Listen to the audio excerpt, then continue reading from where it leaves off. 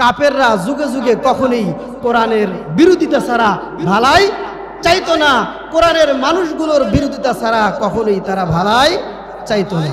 যদি কোনো ব্যক্তি সমাজে, দেশে, যে কোথাও, যে কোনো জায়গায় যদি বলে আমি মুমিন, এবং তার ভেতর যদি আপনি দেখেন যে সে বলেছে মুমিন কিন্তু তার ভেতর কোরআনের কোনো জ্ঞান গরিমাই নাই, এবং কোরআনের আলোচনা শোনার পর তার গায়ে চুলকানি শুরু হয়ে যায়, কোরআনের বিরোধিতায় লিপ্ত হয়, ওই যদিও বলে মুমিন, প্রকাশ্য ভাষায় বলে দিচ্ছি মুসলমান শুনে রাখেন, ওই মুমিন নামে মুনাফিক। কথা বলেন ঠিক কিনা?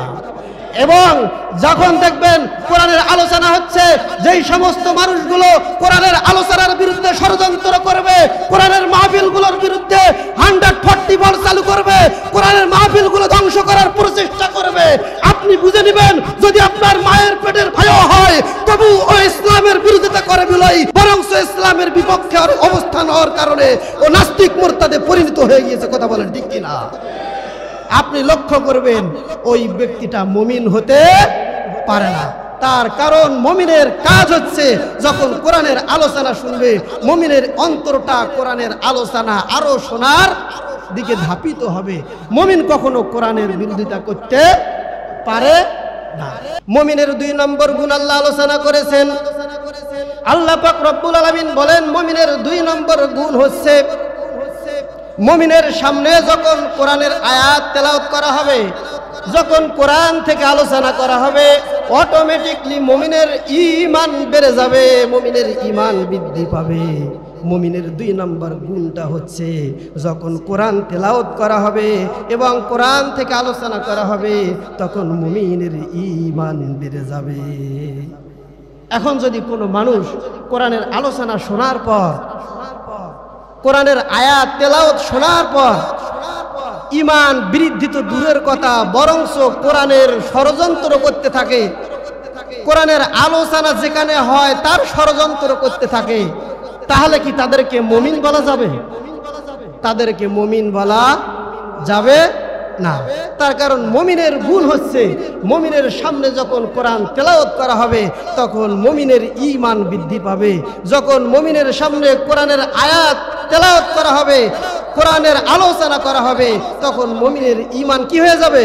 বৃদ্ধি হয়ে যাবে। মুমিন কখনো কোরআনের বিরোধিতা করতে পারে না, কোরআনের বিপক্ষে কখনো মুমিন ষড়যন্ত্র করতে পারে না। যদি কেউ করে তারা মুমিন নয় বরঞ্চ নামধারী মুনাফিক। কথা বলেন ঠিক কিনা? তা আল্লাহ পাক রব্বুল আলামিন কোরআনুল কারীমের ভেতর যা বলেছেন আমি সেখান থেকেই আলোচনা করছি। মুনাফিক তো নয় বরঞ্চ আল্লাহ রব্বুল আলামিন তাদেরকে কাফের ঘোষণা করেছেন। চলেন ফিরিয়ে যাই মহাগ্রন্থ আল কুরআনের দিকে। আল্লাহ পাক রব্বুল আলামিন বলেন ওয়াকালাল্লাযীনা কাফারু লা তাসমাউ লিহাযাল কুরআনি ওয়ালগাউ ফীহি লাআল্লাকুম তাগলিবুন। আল্লাহু আকবার বলি। আল্লাহ রাব্বুল আলামিন জানিয়ে দিলেন ওয়াকালাল্লাযীনা কাফারু, কাফেররা বলে তোমরা কোরআনের নির্দেশনা শোনো না, কোরআনের আলোচনা শোনো না। যখন কোরআন আবৃত্তি করা হয়, কোরআনের আলোচনা করা হয়, তোমরা সেইগুলোতে হট্টগোল গন্ডগোল সৃষ্টি করো যাতে তোমরা বিজয়ী হতে পারো। এই কথাটা কাদের? জোরে বলেন কাদের? এই কথাটা হচ্ছে কাফেরদের। কাফেররা চায় তারা কোরআনের নির্দেশনা কাউকে শুনতে দেবে না, কোরআনের আলোচনা কাউকে শুনতে দেবে না। আর যেখানেই কোরআনের মজমা হবে, যেখানেই কোরআনের কথা হবে, তাদের ইচ্ছা এবং চেতনা তারা কোরআনের ওই আলোচনার জায়গাগুলোতে হট্টগোল এবং গন্ডগোল সৃষ্টি করবে। এটাই হচ্ছে কাফেরদের পরিকল্পনা। কথা বলেন ঠিক কিনা? মুসলমান পীরা হাজিরিন, এই আয়াতগুলো থেকে আমাদেরকে শিক্ষা গ্রহণ করতে হবে। আল্লাহ পাক রব্বুল আলামিন মুমিনের 3 নম্বর গুণ তুলে ধরেছেন। মুমিন ওই সমস্ত ব্যক্তি হবে যারা সর্ব হালতে সর্ব অবস্থাতে আল্লাহ পাক রব্বুল আলামিনের উপর ভরসা করবে। মুমিন অসুস্থ হবে, ভরসা করবে কার উপর? মুমিন অভাবগ্রস্ত হবে, ভরসা করবে কার উপর? মুমিন বাধাগ্রস্ত হবে, ভরসা করবে কার উপর? মুমিন জেল হাজতে থাকবে, ভরসা করবে কার উপর? মুমিন ফাঁসির কাষ্টে ঝুলবে, ভরসা করবে কার উপর? মুমিন সর্বে হালতে সর্ব অবস্থায় ভরসা করবে একমাত্র আল্লাহর উপর। এইটা হচ্ছে মুমিনদের 3 নাম্বার গুণ। আল্লাহর পয়গম্বর ইব্রাহিমের দিকে লক্ষ্য করেন। আল্লাহর পয়গম্বর ইব্রাহিমকে নমরুদ আগুনের কুণ্ডে নিক্ষেপ করেছিলেন। আগুনের কুণ্ড কি শান্তিদায়ক জায়গা না অশান্তিদায়ক জায়গা? অশান্তিদায়ক জায়গার ভেতরেও তিনি যখন নিক্ষিপ্ত হয়ে গিয়েছেন, দেখেন মুমিনের গুণগুলোর সঙ্গে মিলাইয়া দিচ্ছি, আপনার মুমিনের গুণগুলো মিলাইয়া নিয়ে যান। আল্লাহর পয়গম্বর ইব্রাহিম নমরুদের আগুনের কুণ্ডের ভেতরে নিক্ষিপ্ত হয়েছে। নিক্ষিপ্ত হওয়ার পর বৃষ্টির ফেরেশতা এসে আল্লাহর পয়গম্বর ইব্রাহিমকে বলছেন, ও আল্লাহর পয়গম্বর ইব্রাহিম, আমি বৃষ্টির ফেরেশতা, তুমি আমার কাছে সাহায্য প্রার্থনা করো, আমার কাছে সহযোগিতা চাও। আমি এই মুহূর্তেই বৃষ্টি অবতরণ করে বৃষ্টি নিয়ে এসে নমরুদের আগুনের কুণ্ডকে নিস্তব্ধ করে দিয়ে দিব। দেখেন মুমিন ভরসা করবে কার উপর? আর ইব্রাহিম আলাইহিস সালাম আগুনের কুণ্ডে নিক্ষেপ হওয়ার পরেও ভরসা করছেন আল্লাহর উপর। তিনি ডাক দিয়ে বললেন, ও ফেরেশতা, তুমি যে আল্লাহর গোলামি করো, আমিও সেই আল্লাহর গোলামি করি, বরঞ্চ তোমার কাছে কোনো সাহায্য সহযোগিতা, তোমার উপর কোনো ভরসা নয়। যদি ভরসা করতে হয়, তোমার রব যিনি, আমারও রব তিনি, আমি আমার রবের কাছে ভরসা চাইব। সুবহানাল্লাহ বলেন। প্রিয় মুসলমান ভাই, এইবার বাতাসের ফেরেশতা ইব্রাহিম আলাইহিস সালামের কাছে আগুনের কুণ্ডে হাজির হয়েছেন। বাতাসের ফেরেশতা এসে বলেন, ও আল্লাহর পয়গম্বর ইব্রাহিম, আমি কি তোমারে সহযোগিতা করতে পারি, সাহায্য করতে পারি? তুমি যদি আমারে হুকুম দাও, আমারে বলো, এই মুহূর্তে বাতাস আমি নাজিল করে নমরুদের এই আগুনের কুণ্ডকে ভেঙ্গে চূর্ণ বিচূর্ণ করে দিয়ে দিব। তুমি আমার কাছে সাহায্য প্রার্থনা করো। আর আল্লাহর পয়গম্বর ইব্রাহিম ওই বাতাসের ফেরেশতাকে ডাক দিয়ে বলে, না না না, তোমার কাছে সাহায্য নয়, তোমার কাছে সহযোগিতা নয়, তোমার কাছে নত হওয়ার আমার কোনো সুযোগ নাই। তুমি যে আল্লাহর গোলামি করো, আমি ইব্রাহিমও সেই আল্লাহর গোলামি করি। যদি সাহায্য সহযোগিতা এবং যদি আমি তাওয়াক্কুল করি, সেই আল্লাহর উপরেই করব। তোমার উপর কোনো তাওয়াক্কুল করার ইচ্ছা ধারা আমার অন্তরে নাই। সুবহানাল্লাহ বলে। প্রিয় হাজিরিন মুসলমান ভাই, যখন আল্লাহ পাক রব্বুল আলামিন ইব্রাহিমকে পরীক্ষা করা শেষ হয়ে গিয়েছেন, দেখেন যে না, আমার বান্দা বিপদগ্রস্ত হয়েছেন, আগুনের কুণ্ডতে নিক্ষিপ্ত হয়েছেন, তারপরেও আমি রবকে তিনি ভোলেন নাই। তখন আল্লাহ পাক রব্বুল আলামিন আগুনের উপর নোটিশ জারি করে দিয়েছেন। আল্লাহ রব্বুল আলামিন বলেন, কুলনা ইয়া নারু কুনি বারদাও ওয়া সালামান আলা ইব্রাহিম। আল্লাহ রব্বুল আলামিন নোটিশ জারি করে দিলেন, কার উপর? আগুনের উপর। হে আগুন, তুমি আমার পয়গম্বরের জন্য ওই আগুনের কুণ্ড নামক জায়গাটা তুমি এমন অবস্থাতে পরিণত হয়ে যাও, আমার পয়গম্বরের জন্য শান্তিদায়ক আরামদায়ক জায়গায় তুমি পরিণত হয়ে যাও। আল্লাহ রাব্বুল আলামিন যখন আগুনকে নোটিশ জারি করে দিয়েছেন, বলেন তো আগুন হুকুম মানে কার? আগুন হুকুম মানে আল্লাহর। আগুন গোলামি করে কার? আগুন গোলামি করে আল্লাহর। আর নমরুদের ওই আগুনের কুণ্ডের ভেতর ইব্রাহিম আলাইহিস সালাম নিক্ষিপ্ত হয়েছে, কিন্তু ওই আগুন ইব্রাহিম আলাইহিস সালামের একটি পশম পর্যন্ত পুড়তে পারে নাই। সুবহানাল্লাহ বলেন। ইব্রাহিম আলাইহিস সালাম আগুনের কুণ্ডের ভেতর আছেন। আগুনের কুণ্ডটা আরামদায়ক জায়গায় পরিণত হয়ে গিয়েছেন। আগুনের কুণ্ডটা তার জন্য ফুল বাগিচায় পরিণত হয়ে গিয়েছেন।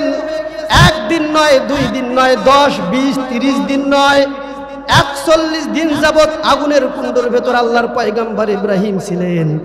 আর আল্লাহ পাক রব্বুল আলামিন সরাসরি জান্নাত থেকে খাবার অবতীর্ণ করে খাবার নিয়ে এসে আল্লাহর পয়গম্বর ইব্রাহিমকে আগুনের ভেতর খাওয়াইছেন। কথা বলেন ঠিক কিনা মুসলমান ভাই?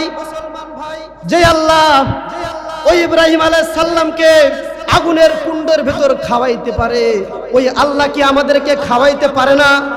আমাদের রিজিক দেন কে? আমাদের রিজিক দেন আল্লাহ। আল্লাহ পাক রব্বুল আলামিন অন্যত্র আরেকটি আয়াতের ভেতর কত সুন্দর করে মানুষদেরকে জানিয়ে দিয়েছেন। আল্লাহ পাক রব্বুল আলামিন বলেন, তুলিজুল লাইলা ফিন নাহারি ওয়া তুলিজুন নাহারা ফিল লাইল ওয়া তুখরিজুল হাইয়া মিনাল মাইয়িতি ওয়া তুখরিজুল মাইয়িতা মিনাল হাইয়্যি ওয়া তারযুকু মান তাশাউ বিগাইরি হিসাব। আল্লাহু আকবার বলে। আল্লাহ রাব্বুল আলামিন জানিয়ে দিচ্ছেন তুলিজুল লাইল, আল্লাহ বলেন আমি রাতকে দিনে পরিবর্তন করি। রাতকে দিনে কি করেন? পরিবর্তন করেন। পরের অংশে আল্লাহ রাব্বুল আলামিন বলেন আমি আবার দিনকে রাতেও পরিবর্তন করি। আল্লাহ রাব্বুল আলামিন আয়াতের পরের অংশে বলেন আমি মৃত্যু থেকে জীবান্তর আবির্ভাব ঘটাই, এবং মৃত্যু থেকে আমি জীবান্তর আবির্ভাবই শুধু ঘটাই না, বরং জীবান্ত থেকে আমি আল্লাহ মৃত্যু দান করি, এবং যাকে ইচ্ছা আমি আল্লাহ রাব্বুল আলামিন অপরিতিম রিজিক দান করে থাকি। সুবহানাল্লাহ বলে। অপরিতিম রিজিক দান করেন কে? আর ইব্রাহিম আলাইহিস সালামকে আগুনের কুণ্ডে রিজিক দান করেছিলেন কে?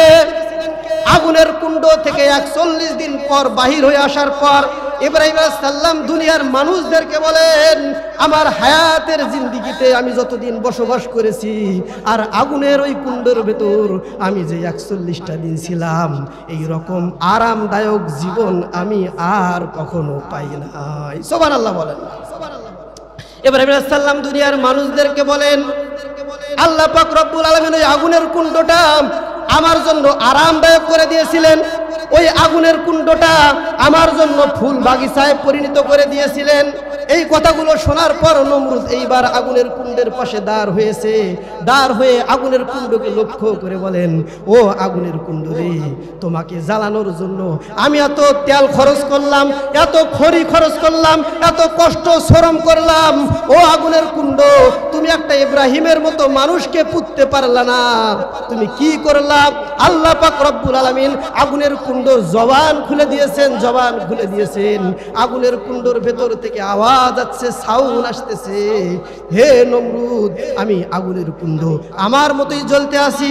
তুমি আমার জন্য পয়সা খরচ করেছো ঠিক আছে, তুমি আমার জন্য অর্থ খরচ করেছো ঠিক আছে, তেল দিয়ে জ্বালাইছো ঠিক আছে, খড়ি দিয়ে জ্বালাইছো ঠিক আছে, আমি ইব্রাহিমকে পুঁততে পারি নাই। তার কারণ তার মালিক এবং আমার মালিক আমাকে হুকুম করেছে ইব্রাহিমের জন্য একটি পশমের ক্ষতিও না হয়, এই জন্য আমি পুঁততে পারি নাই। তুমি নমরুদ যদি বিশ্বাস না করো আমি আগুন পুঁততে পারি, তাহলে তুমি আমার ভেতর প্রবেশ করে দেখো, সেকেন্ডের ভেতর আমি তোমাকে জ্বলে পুড়ে ছারখার করে দিয়ে দেব। আল্লাহু আকবার বলে। প্যারা হাজিরিন মুসলমান ভাই, ইমানদারদের পক্ষে আছেন কে? যুগে যুগে যুগে যুগে যত মানুষই ইমানদারদের বিপক্ষে ষড়যন্ত্র করুক না কেন, ইমানদারদের কিছুই করতে পারবে না। নমরুদ দুনিয়া থেকে উৎখাত করতে চেয়েছিল, ইব্রাহিম আলাইহিস সালামকে পেরেছে। ফেরাউন উৎখাত করতে চেয়েছিল, মূসাকে পেরেছে। আবু জেহেল, উতবা, সাইবা, মুগিরেরা চেয়েছিল বিশ্ব নবী মুহাম্মদুর রাসূলুল্লাহ সাল্লাল্লাহু আলাইহি সাল্লামকে উৎখাত করবে, কিন্তু পেরেছে।